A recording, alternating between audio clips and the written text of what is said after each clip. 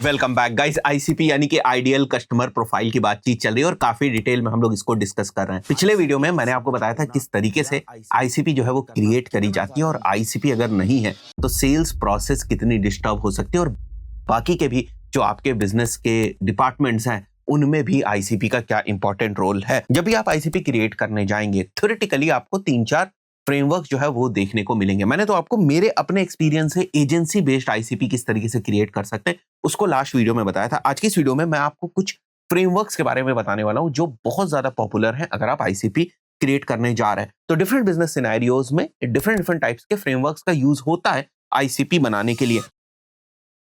तो जो पहला फ्रेमवर्क है that is basically band framework और एजेंसी के पॉइंट ऑफ व्यू से जनरली बैंड फ्रेमवर्क ही यूज होता है जहां पर आप आईसीपी बनाते वक्त बजट वाले फैक्टर को कंसिडरेशन में लेते हैं, अथॉरिटी वाले फैक्टर को कंसिडरेशन में लेते हैं, टाइमलाइन को कंसिडरेशन में लेते हैं और साथ ही साथ नीड को भी कंसिडरेशन में लेते हैं। जैसे बजट में you basically ask the questions like current monthly ad spend कितना है, what monthly range feels comfortable if ROI fits. Authority के बेसिस पे आप पूछते हैं फाइनल डिसीजन कौन लेता है, नेक्स्ट कॉल पे पार्टनर को ऐड करें, right, so that decision making जो है वो आगे बढ़ सके। तो इस टाइप के फ्रेमवर्क्स को जनरली आईसीपी क्रिएट करते वक्त यूज किया जाता है जो आपकी आईसीपी का और ज्यादा सॉलिड प्रूफ कर देते हैं और साथ ही साथ आपको इस चीज में बिल्कुल रिलैक्स कर देते हैं कि आपके सारी चीजें कवर हो रही हैं या नहीं। N is basically for needs जहां पर आप ऐसे क्वेश्चंस पूछ सकते हैं एग्जैक्टली प्रॉब्लम क्या आ रहा है, विच मेट्रिक हर्ट्स मोस्ट, सीपीएल और क्वालिटी। टाइमलाइन में आप बेसिकली रेडीनेस को चेक करते हैं कि सारी चीजें तो ठीक लग रही है, उनके पास बजट है, अथॉरिटी भी है, उनको जरूरत भी है, बट वो अभी रेडी नहीं है। तो इट इज बेसिकली कि अगर कोई अर्जेंसी नहीं है तो फिर आपको उन्हें नर्चर बकेट में जो है वो डालना पड़ेगा, फॉलोअप सिस्टम वाला जो आपका प्रोसेस है उसको उनके लिए अलाइन करना पड़ेगा। यहाँ पर बैंड बेस्ड कुछ क्वेश्चंस और क्वालिफिकेशन के लॉजिक जो है वो मेंशन किए हुए हैं। बजट में आप क्या क्वेश्चन पूछ सकते हैं, अथॉरिटी में, नीड में, टाइमलाइन में, जस्ट द एग्जांपल। आपको अपने अकॉर्डिंग जो है वो क्वेश्चंस को फिगर आउट करना है। इसके साथ साथ स्कोरिंग भी आप अपने अकॉर्डिंग करते हैं। कहीं पर हम ये मान के चलते हैं कि चारों चीजें जो है वो करेक्ट होनी चाहिए तो हम क्वालिफाइड मानेंगे। कहीं पर आप 3 अगर क्वेश्चंस आपके अकॉर्डिंग आंसर्स आ रहे हैं तो 3 आउट ऑफ 4 का भी अगर स्कोर है तो आप क्वालिफाइड मान लेंगे। 2/4 का अगर स्कोर आ रहा है तो आप मानेंगे उनको नर्चर में डालने की जरूरत है। 1/4 का अगर जो स्कोर है वो आ रहा है तो आप उनको डिस्क्वालीफाई जो है वो कर देंगे। नेक्स्ट आपका जो फ्रेमवर्क होता है that is basically CHAMP framework.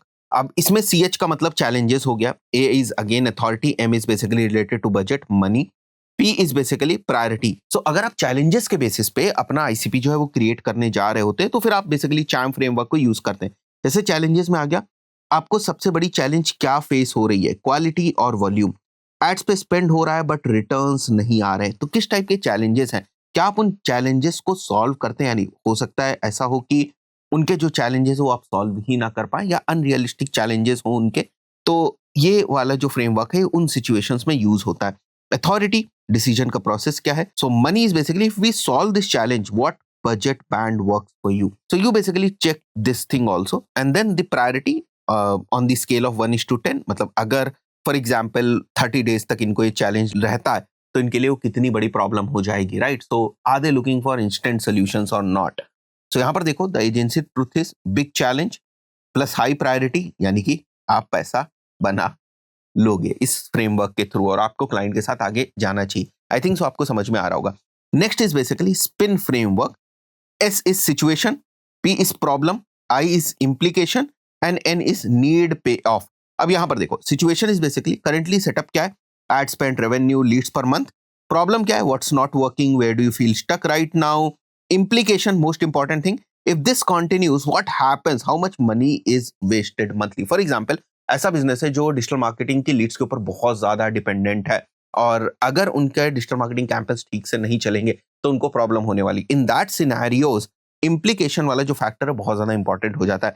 तो अगर आपको इस टाइप से आईसीपीस को क्रिएट करने की जरूरत है, इस टाइप के बिजनेसेस के पॉइंट ऑफ व्यू से आईसीपीस को क्रिएट करने की जरूरत है, then you have to use the spin framework. तो ये बेसिकली 3 वो मेजर फ्रेमवर्क्स हैं जो यूज होते हैं आईसीपी क्रिएट करने के टाइम। वैसे मैंने आपको फंडामेंटली बहुत सारी चीजें आईसीपी के अराउंड बता दी है, बट अभी और जब आप लिटरेचर पढ़ने जाएंगे, चीजें समझने जाएंगे तो ये फ्रेमवर्क्स भी आपके सामने आएंगे। हो सकता है 2-4 लोग अपने ही कुछ नामों से फ्रेमवर्क जो है वो बना दे, that's absolutely fine. The point is कि चीजों को आसान करने के लिए फ्रेमवर्क्स बनाए जाते हैं। जैसे एसओपीज होती वैसे ही आपके फ्रेमवर्क्स भी हैं। लास्ट जो यहाँ पर पॉइंट है दैट इज रेड फ्लैग्स क्या है, टाइम वेस्टर्स क्या है। टॉक्सिक पास्ट बहुत बड़ा जो है वो रेड फ्लैग है। We fire 3 agencies before you और नोबडी अंडरस्टैंड्स आवर विजन। इसका मतलब वो विजन ट्रांसफर ही नहीं कर पा रहे, बता ही नहीं पा रहे।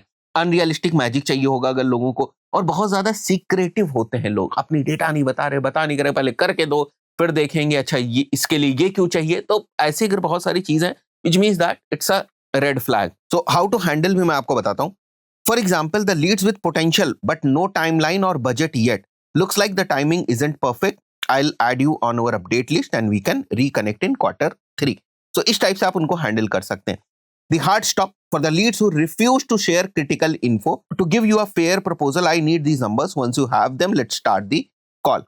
Polite disqualification होना चाहिए if you do not want to continue with someone for complete bad fits, toxic or no budget. We specialize in scaling established accounts. Based on your current stage, we wouldn't be best fit. तो इस type से आप उन चीजों को handle कर सकते हैं। तो पिछले 2-3 वीडियोस में मैंने आईसीपी की बहुत डिटेल में बात करी। कोशिश करिए आप अपने अकॉर्डिंग, अपने बिजनेस के अकॉर्डिंग कोई भी एक एग्जांपल ले लीजिए।